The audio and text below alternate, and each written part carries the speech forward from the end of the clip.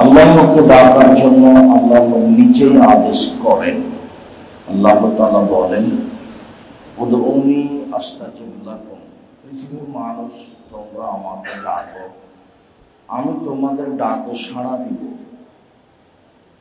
তোমরা আমার কাছে প্রার্থনা করো, আমি তোমাদের প্রার্থনা কবুল করব। আল্লাহ তাআলা অন্যত্র বলেন, উদউ রাব্বাকুম তাযাররুআন খুফিয়া, তোমরা তোমাদের প্রতিপালককে ডাকো অতীব বিনয়ে, অতীব গোপনে। তোমরা তোমাদের প্রতিপালকের কাছে প্রার্থনা করো অতীব বিনয়ে, অতীব গোপনে। আল্লাহ তাআলা অন্যত্র বলেন, অযকুর রাব্বাকা ফি নাফসিকা তাযাররুআন খিফা ওয়া দুনাল জাহরি মিনাল কওলি বিল গুদুবি ওয়াল আসাল। মুহাম্মদ সাল্লাল্লাহু আলাইহি ওয়াসাল্লাম, আপনি আপনার প্রতিপালককে ডাকুন অতীব গোপনে, ভয় ভীতি নিয়ে। আপনি আপনার প্রতিপালককে ডাকুন অতীব গোপনে, ভয় ভীতি নিয়ে। আপনি আপনার প্রতিপালককে ডাকুন নীরবে, সরবে নয়। আপনি আপনার প্রতিপালককে চুপে চুপে ডাকুন, নীরবে ডাকুন, সকালে সন্ধ্যায় ডাকুন। প্রার্থনা করুন সকালে সন্ধ্যায়, নীরবে বলুন, ভয় ভীতি নিয়ে বলুন, চুপে চুপে বলুন। আল্লাহ তাআলা বলেন, ইজনাদা রাব্বাহু নিদান খুফিয়া, যখন জাকারিয়া আলাইহিস সালাম তার প্রতিপালককে চুপে চুপে ডেকে বললেন, প্রতিপালক, আমার মাথার চুল পেকে গেছে, আমার হাড় হাড্ডি দুর্বল হয়ে গেছে, আমি বৃদ্ধ মানুষ, আমার স্ত্রী বন্ধ্যা, বাচ্চা দিতে পারে না। তোমাকে ডাকলে মানুষ নিরাশাও হয় না। এটা আমি বুঝলাম যে আমার বাচ্চা নেওয়ার মতো কোনো পথঘাট নেই। কেন? আমি বৃদ্ধ মানুষ। আর একটা, আমার স্ত্রী বন্ধ্যা, বাচ্চা দিতে পারে না। তো আমার কাছে বাচ্চা নেওয়ার কোনো পথঘাট নেই। এরপরেও তোমাকে ডাকলে মানুষ নিরাশা হয় না যে, সে আশাই তোমাকে আমি চুপে চুপে বলি, তুমি আমাকে একটা সন্তান দাও। আল্লাহ তাআলা বললেন, ঠিক আছে, আমি তোমার নীরবে ডাকা মেনে নিলাম, তোমাকে একটা সন্তান দিলাম যার নাম ইয়াহইয়া। এই কথা আল্লাহ তাআলা বলেন। আল্লাহ তাআলা বলেন, ওয়াজা সালাকা ইবাদি ফাইন্নী করিবুন উজিবু দাওয়াতাদ দাঈ ইযা দাআনি। মুহাম্মদ সাল্লাল্লাহু আলাইহি সাল্লাম, জনগণ আপনাকে জিজ্ঞাসা করে আমার ব্যাপারে, আপনি বলুন আমি জনগণের পাশে রয়েছি। যখন আমাকে ডাকবে তখন আমি ডাকে সাড়া দিব। আমি জনগণের সাথে রয়েছি, জনগণ ডাকলেই আমি তাদের ডাকে সাড়া দিব। এই কথা আপনি বলে দেন। আনাস রাদিয়াল্লাহু তাআলা আনহু বলেন, রাসূল সাল্লাল্লাহু আলাইহি ওয়াসাল্লাম বলেছেন, আল্লাহ তাআলা বলেন, ইবনা আদম মা দাওতানি ওয়া রাজাউতানি গাফারতু লাকা আলা মা কানা ফিকা ওয়া লা উবালি। আদমের ছেলে মেয়ে শোনো, তুমি আমাকে যেভাবে ডাকো আমি সেভাবে থাকি, তুমি যেভাবে আশা পোষণ করো সেভাবে আমি পূর্ণ করে থাকি। আমি তোমার সব পাপ ক্ষমা করে দিই, আমি পরোয়া করি না তুমি কত বড় পাপী।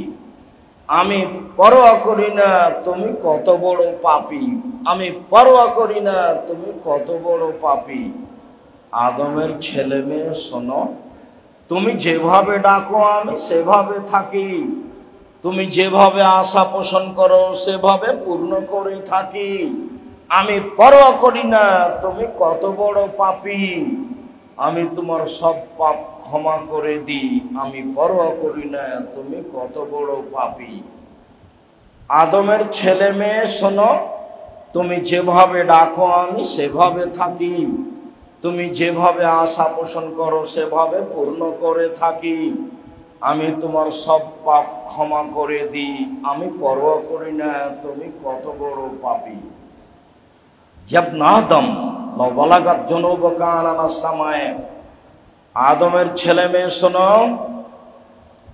তোমার পাপ বেশি হতে হতে যদি আকাশে লেগে যায়, পাপ আর পাপ, এরপরেও ফাস্তাগফিরতানি, তুমি যদি আমার কাছে ক্ষমা ভিক্ষা চাও আমি তোমাকে ক্ষমা করে দেব। আমি পরোয়া করি না তুমি কত বড় পাপী, তুমি যেভাবে ডাকো আমি সেভাবে থাকি, তুমি যেভাবে আশা পোষণ করো আমি সেভাবে থাকি, আমি পরোয়া করি না তুমি কত বড় পাপী।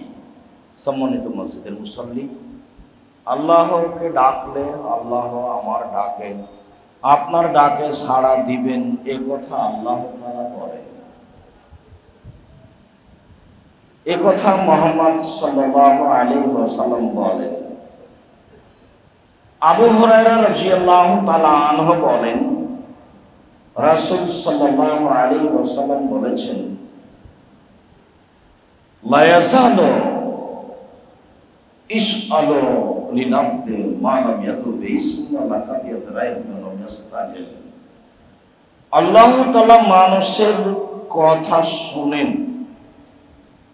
মানুষের ডাকে সাড়া দেন যতক্ষণ পর্যন্ত মানুষ তিন ধরনের দোয়া করে না। এক, বেইসমিন, পাপের দোয়া করে না, আল্লাহ আমি জেনা করছি কেউ যেন না দেখে, এই দোয়া কবুল হবে না। আরেকটা হলো এই, কেউ যদি আত্মীয়তার সম্পর্ক ছিন্ন করার দোয়া করে, আল্লাহ আমাকে আর যেন এ লোকের বাড়িতে না আসতে হয়, আর যেন কোনোদিন শ্বশুর বাড়ি না আসতে হয়, এরকম আত্মীয়তার সম্পর্ক ছিন্ন করার দোয়া করলে তা কবুল হবে না। আর ওয়াইস্তাজিল, তাড়াহুড়া করলে দোয়া কবুল হবে না। ওয়ালাম ইয়াস্তাজিল, তাড়াহুড়া করলে দোয়া কবুল হবে না। সাহাবীগণ বললেন, তোমার ইস্তেজাব, তাড়াহুড়া কি? পাপের দোয়া করলে কবুল হবে না এটা বুঝলাম, সম্পর্ক ছিন্ন করার দোয়া করলে কবুল হবে না এটাও বুঝলাম, কিন্তু তাড়াহুড়া করলে দোয়া কবুল হবে না এইটা কি? তখন আল্লাহ রাসূল বললেন, বলে বলে দোয়া করলাম, কত দোয়া করলাম কই কবুল হয় না, দোয়া করলাম, কত দোয়া করলাম কই কবুল হয় না, তারপর অলস হয়ে যায়, তারপর দোয়া ছেড়ে দেয়, এই হলো তাড়াহুড়া করা। এই কথা মুহাম্মদ সাল্লাল্লাহু আলাইহি সাল্লাম বলেন। তিনি বলেন, মানুষের দোয়া কবুল হবে এ কথাই ঠিক, যদি মানুষ এমন এমন এমন না করে। আবু হুরায়রা রাদিয়াল্লাহু তাআলা আনহু বলেন, রাসূল সাল্লাল্লাহু আলাইহি সাল্লাম বলেছেন, দুআ হুয়াল ইবাদা, প্রার্থনাই হচ্ছে ইবাদত। কবুল হবে না কেন? দোয়াই হচ্ছে ইবাদত, কবুল হবে না কেন? আল্লাহকে ডাকাই হচ্ছে ইবাদত, কবুল হবে না মানে কবুল হবে। আবু হুরায়রা রাদিয়াল্লাহু তাআলা আনহু বলেন, রাসূল সাল্লাল্লাহু আলাইহি ওয়াসাল্লাম বলেছেন, লা ইয়াকুদু কওমুন ইয়াযকুরুনাল্লাহ, যখনই মানুষ কোথাও বসে আল্লাহকে ডাকে তখন হাফাতুল মালায়েকা, ওই জায়গাটা ফেরেশতা ঘেরে নেন। অগাসিয়াতুম রাহমা, রহমত দিয়ে ওই জায়গাটা ঢেকে দেওয়া হয়। অন্নাসালাত আলাইহিমুস সাকিনা, ওদের উপরে, মানুষের উপরে আল্লাহর পক্ষ থেকে নিরাপত্তা অবতীর্ণ হয়। ওয়া যাকারাহুমুল্লাহু ফিমান ইনদাহু, আল্লাহ তাআলা জিবরাইল, মিকাইল ফেরেশতাদের ডেকে বলেন, দেখো দেখো দেখো ওরা আমাকে কিভাবে ডাকে,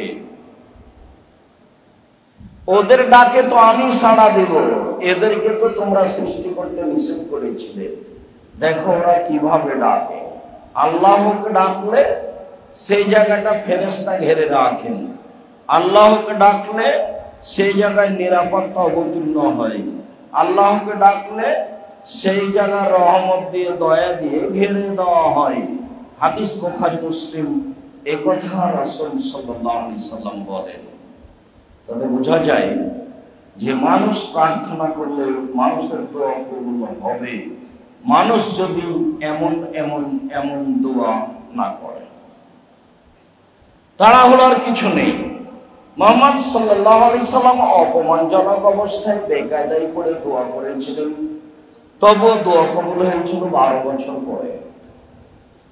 ইয়াকুব আলাইহিস সালাম ছেলে ইউসুফ আলাইহিস সালামের জন্য দোয়া করেছিলেন, দোয়া করতে করতে চোখের পানি বের হতে হতে চোখ অন্ধ হয়ে গেছিল, দোয়া কবুল হয়েছিল 25 বছর পরে। আয়েশা রাদিয়াল্লাহু তাআলা আনহা জেনার বদনাম ঘাড়ে করে 29 দিন যাবত প্রতীক্ষমান ছিলেন। 29 দিন পরে দোয়া কবুল হলো। তিনি বললেন, 29 দিনে আমি আমার চোখে সুরমা লাগাইনি, মানে 29 দিন যাবত আমার চোখের পানি কোনোদিন বন্ধ হয়নি, এক টানা একই রকম আমি কান্নাকাটি করতে দেখি। সেই দিন আমি আরো বেশি কষ্ট পেয়েছিলাম, যেদিন মুহাম্মদ সাল্লাল্লাহু আলাইহি সাল্লাম আমাকে এসে বললেন, দেখো আয়েশা, তুমি যদি জিনা করে থাকো তাহলে বলো করেছি, আর যদি না করে থাকো তাহলে বলো করিনি, এ কথা তুমি স্পষ্ট করো। তখন আয়েশা রাদিয়াল্লাহু তাআলা আনহা বলেছিলেন, বলেন কি? আজ যদি বলি হ্যাঁ তাহলে মিথ্যা হবে সত্য, যদি বলি না তাহলে জনগণ বলবে করে বলছে না। সাবরিকা সাবরে আবে ইউসুফ, আমার ধৈর্য ইউসুফের বাপের ধৈর্যের মতো। ইউসুফের বাপ 25 বছর যাবত ধৈর্য ধারণ করেছিলেন, আমি একটু ধৈর্য ধারণ করতে পারি না? দেখি সেই দিন কবে আসে, যেদিন আমার আল্লাহর পক্ষ থেকে আসে যে আমি অশ্লীল কাজ করিনি। আজকে আপনার মুখের সামনে আমি স্বীকৃতি দিতে রাজি নই। আমি যদি বলি হ্যাঁ তাহলে মিথ্যা হবে সত্য, আমি যদি না বলি তাহলে জনগণ বলবে আরে করে বলছে না নিজেকে বাঁচানোর জন্য। আমি আপনার এই কথায় সাড়া দিতে প্রস্তুত নই। সাবরি কাসাবরে আবে ইউসুফ, আমার ধৈর্য ইউসুফের বাপের ধৈর্যের মতো। দোয়া করতে থাকি 29 দিন যাবত। মহিলা হিসাবে পৃথিবীতে সবচেয়ে দামি মহিলা, বাপ হিসাবে সবচেয়ে দামি বাপ আয়েশা রাদিয়াল্লাহু আনহার পিতা আবু বকর সিদ্দিক রাদিয়াল্লাহু তাআলা, স্বামী হিসাবে পৃথিবীতে সবচেয়ে সম্মানী স্বামী মুহাম্মদ সাল্লাল্লাহু আলাইহি ওয়াসাল্লাম, আদম সন্তানের মধ্যে সবচেয়ে সম্মানী মানুষ। তার স্ত্রী 29 দিন যাবত কান্নাকাটি করলেন। তখন আল্লাহ বললেন, আয়েশা অশ্লীল কাজে লিপ্ত হয়নি। আয়েশার মা বললেন, আয়েশা তুমি মুহাম্মদ সাল্লাল্লাহু আলাইহি সাল্লামের কাছে গিয়ে ক্ষমা চাও। আয়েশা বললেন, বলেন কি? আমি আল্লাহ রাসূলের কাছে ক্ষমা চাইবো কেন? যিনি বললেন যে তুমি জিনা করনি, আমি তার শুকরিয়া আদায় করি, আলহামদুলিল্লাহ। আয়েশা রাদিয়াল্লাহু তাআলা এই কথা বললেন। তিনি বললেন, আমি মনে করেছিলাম যে আল্লাহ মুহাম্মদ সাল্লাল্লাহু আলাইহি সাল্লামকে বলে দিবেন যে তুমি আয়েশার বিষয়টি স্পষ্ট হয়ে যাও যে ও জিনা করেনি। কোরআন মাজিদ নাযিল হবে আমার ব্যাপারে, আমি আয়েশা নিজেকে এত বড় মানুষ মনে করিনি। আমি একটা সাধারণ মানুষ, আমার ব্যাপারে কোরআন নাযিল হবে আল্লাহর পক্ষ থেকে আমি এত বড় আশা করিনি, তবে আমি 29 দিন যাবৎ এক টানা 24 ঘন্টা আল্লাহকে বলতে দেখেছি, তুমি আমাকে বিপদ মুক্ত করো, আমি অন্যায়ের সাথে জড়িত নই। সম্মানিত মসজিদের মুসল্লি, দিনে মুসলিম ভাই বোন, আল্লাহকে ডাকলে আল্লাহ কথা গ্রহণ করবেন, এ কথাই ঠিক। তবে সময়ের ব্যবধান এমনটাও হতে পারে, আমি যেটা বলছিলাম ওর চেয়ে আল্লাহ একটা বড় দিয়েছেন, কিন্তু আমি বুঝতে পারিনি। তখন আমি বুঝলাম যে আমার দোয়া কবুল হয়নি। ওর চেয়ে বড়টা হয়ে গেছে, কিন্তু আমি তো আর বুঝতে পারলাম না। আমি একটা চেয়েছিলাম, সেটা হয়নি, তখন আমি বুঝলাম যে আমার দোয়া কবুল হয়নি। এরপরেও যে আপনি যেটা আল্লাহকে বলছেন, আল্লাহর কৃপণতা করার কোনো প্রয়োজন নেই। আপনি যেটা বলছেন সেটা আল্লাহ এক সময় গ্রহণ করবেন, নইলে বিচারের মাঠে তার নেকি দিয়ে দিবেন। আপনি দৃঢ়তার সাথে দোয়া করুন। আবু হুরায়রা রাদিয়াল্লাহু তাআলা আনহু বলেন, রাসূল সাল্লাল্লাহু আলাইহি সাল্লাম বলছেন, উদুল্লাহ ওয়াস্তাইকিনু বিল ইজাবা, আল্লাহকে ডাকো আর বলো আমার দোয়া কবুল হবেই হবে। আমার দোয়া তুমি কবুল করো। আল্লাহকে ডাকো এবং দৃঢ়তা রাখো, আমার দোয়া কবুল হবেই। কেন? ইন্নাল্লাহা লা ইস্তাজাবু আন রাজুলিন লাহিন, যে মানুষ বেখিয়াল, কোনো মনোযোগ নেই, এমনিতে আল্লাহকে বলল, কথা শেষ করে দিল, এমন কথা আল্লাহ কবুল করেন না। তাই তো আমি আপনাদেরকে দেখাই, অনেক সময় বলি, এইটা আবার কিশোরগঞ্জ, এইটা আবার ময়মনসিংহ, গাজীপুর জেলার পাশে। আপনি আমার দিনী ভাই, আপনি আমার দিনী বোন, আপনার সাথে আমার কোনো দ্বিমতের কিছু নেই। বিশ্বাস করুন, 32 বছর আমি কোনোদিন অপ্রয়োজনীয় কোনো বাক্য বলিনি। কাজে আমার কথায় আপনার ক্ষিপ্ত হয়ে কোনো লাভ নেই, বরং ক্ষিপ্ত হলে পরকালে আপনাকে জবাবদিহি হতে হবে, আপনি ক্ষতিগ্রস্ত হবেন, এ কথাই ঠিক। আপনি শুনে মেনে নেবেন, অন্যথায় চুপ থাকবেন, এটাই হবে আপনার ভদ্রতার পরিচয়। আমি বলছিলাম, আসসালামু আলাইকুম রাহমাতুল্লাহ, আসসালামু আলাইকুম রাহমাতুল্লাহ, আলহামদুলিল্লাহি রাব্বিল আলামিন, বিহাক্কি লা ইলাহা ইল্লাল্লাহ। তারপর উঠে খাড়া হয়ে গেল। বলেন তো এটা কোন দোয়া? এটা আল্লাহকে কেমন ডাকা? এখানে কান্নাকাটি আছে, এখানে ভয় ভীতি আছে, এখানে বিনয়ী আছে, কোনটা আছে? আল্লাহ তাআলা আমাদের নবীকে বলছেন, শোনেন, হায়জা ফারাকতা ফানসাব ওয়া ইলা রাব্বিকা ফারগাব। মুহাম্মদ সাল্লাল্লাহু আলাইহি সাল্লাম, আপনি যখন দুনিয়াবি কাজ থেকে অবসর হবেন, তখন আপনি কঠোর শ্রমে আত্মনিয়োগ করুন, আর আপনি আমাকে যা বলবেন তা বিনয়ের সাথে কান্নাকাটি করে বলুন। আমাকে বলতে হলে বিনয়ের সাথে কান্নাকাটি করে বলতে হবে। গ্রহণ করবো না করবো সেটা পরের ব্যাপার। আগে আমার যথাযথ প্রশংসা করতে হবে, মুহাম্মদ সাল্লাল্লাহু আলাইহি সাল্লামের উপরে দরুদ পড়তে হবে, তারপর চোখের পানি ঝরিয়ে আমাকে বলতে হবে আমার 1 বিঘা জমির প্রয়োজন ময়মনসিংহ শহরে, কিশোরগঞ্জ বাজারে আমার 3 কাঠা 3 শতক জমির প্রয়োজন, আমার ছেলে বিপদে আছে, তুমি আমার ছেলেকে বাঁচাও। এই কথাটা বলার পূর্বে আগে প্রশংসা করতে হবে, দরুদ পড়তে হবে, চোখের পানি ঝরিয়ে আমাকে বলতে হবে, তারপরে মানবো কি না পরে। মুহাম্মদ সাল্লাল্লাহু আলাইহি সাল্লাম, আপনি যখন দুনিয়াবি কাজ থেকে অবসর হবেন, তখন ইবাদতে কঠোর শ্রমে আত্মনিয়োগ করুন, আর আপনি আমাকে যা বলবেন তা বিনয়ের সাথে কান্নাকাটি করে বলুন। বলেন তো কে বলছেন, কাকে বলছেন? আল্লাহ তাআলা বলছেন। কাকে বলছেন? মুহাম্মদ সাল্লাল্লাহু আলাইহি সাল্লামকে বলছেন। এবার আপনি বলুন, আসসালামু আলাইকুম রাহমাতুল্লাহ, আসসালামু আলাইকুম রাহমাতুল্লাহ, আলহামদুলিল্লাহ, বিহাক্কি লা ইলাহা ইল্লাল্লাহ। কি এটা কোন দোয়া? ধর্ম পাগল হয়ে গেছে। धर्म राजशाही चांपाई नवमंजिल हवाई लड्डू जो चाहे उसको खा ले, जो चाहे उसको छोड़ दे।